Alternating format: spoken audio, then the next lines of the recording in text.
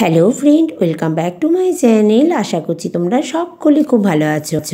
আজ তোমাদের সাথে একটা সিম্পল মাছের রেসিপি শেয়ার করব, যে রেসিপিটাতে একদমই মাছ ভাজাও হবে না, মশলা কষানোও হবে না।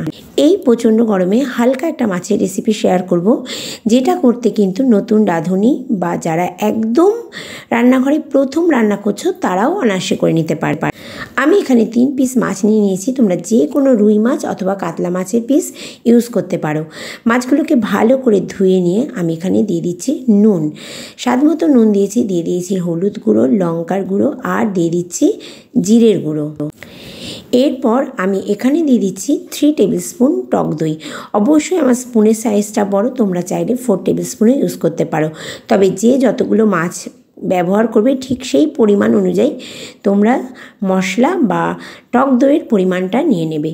এবার খুব ভালো করে মাছের গায়ে আমি টক দই সমেত মশলাগুলোকে মাখিয়ে নিচ্ছি। ভালোবাসা দিয়ে যে কোনো জিনিস করলে পরে তার স্বাদ কিন্তু অসাধারণ হয়। সুন্দর যদি একটা কালার পেতে চাও তাহলে কিন্তু এখানে তোমরা কাশ্মীরি লঙ্কার গুঁড়ো ব্যবহার করতে পারো। এই রেসিপিটাতে কিন্তু কোনো রকম তেলের ব্যবহার হবে না, সম্পূর্ণ তেল ছাড়া মাছের রেসিপি তোমাদের সাথে শেয়ার করছি।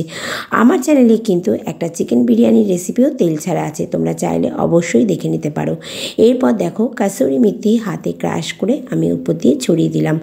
দেওয়ার পর এবার মাছটাকে ম্যারিনেট করে রাখতে হবে। এবার দেখো এখানে দিয়ে দিয়েছি 1/2 টেবিল স্পুন আদা আর রসুনের পেস্ট। কাসুরি মেথি আর আদা রসুনের পেস্ট দেওয়ার পর খুব ভালো করে আমি মাছের গায়ে মাখিয়ে নিচ্ছি।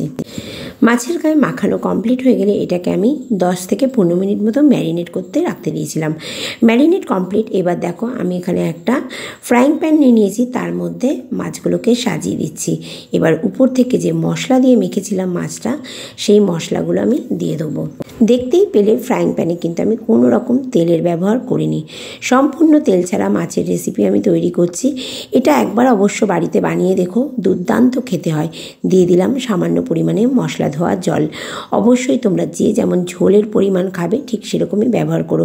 তবে এই রেসিপিটাতে বলবো আমি অল্প ঝোল রাখলে তবেই কিন্তু এর টেস্টটা আরও ভালো হবে। গ্যাসের ফ্লেম কিন্তু এখানে লো করে রান্না করতে হবে। জলটা দেওয়ার পর একটু নাড়িয়ে নিলাম। এবার উপর থেকে 2টো কাঁচা লঙ্কা দিয়ে দিচ্ছি। এরপর ঢাকা দিয়ে আমি রান্না হতে দেবো। মিনিট 7 পর ফিরে এসেছি। দেখো দেখে বোঝাই যাচ্ছে কাঁচা লঙ্কাগুলো সিদ্ধ হয়েছে। আর আমি একটা ফর্ক দিয়ে চেক করে নিলাম মাছটা সিদ্ধ হয়েছে কিনা। বিশ্বাস করো বন্ধুরা, এই রেসিপিটা খেতে এতটাই ভালো হয়েছিল যে বাড়ির লোকেরাও কিন্তু বুঝতে পারেনি মাছের রেসিপিটা একদম তেল ছাড়া। তেল ছাড়া মাছের রেসিপিটা ভালো লাগলে অবশ্যই লাইক করো, কমেন্ট করো আর ফ্রেন্ডস ও ফ্যামিলি ফ্রেন্ডসের মধ্যে শেয়ার করতে ভুলো না। তাহলে বন্ধুরা আজকের মতো আসছে, আবার পরে দেখা হচ্ছে নেক্সট ভিডিওতে।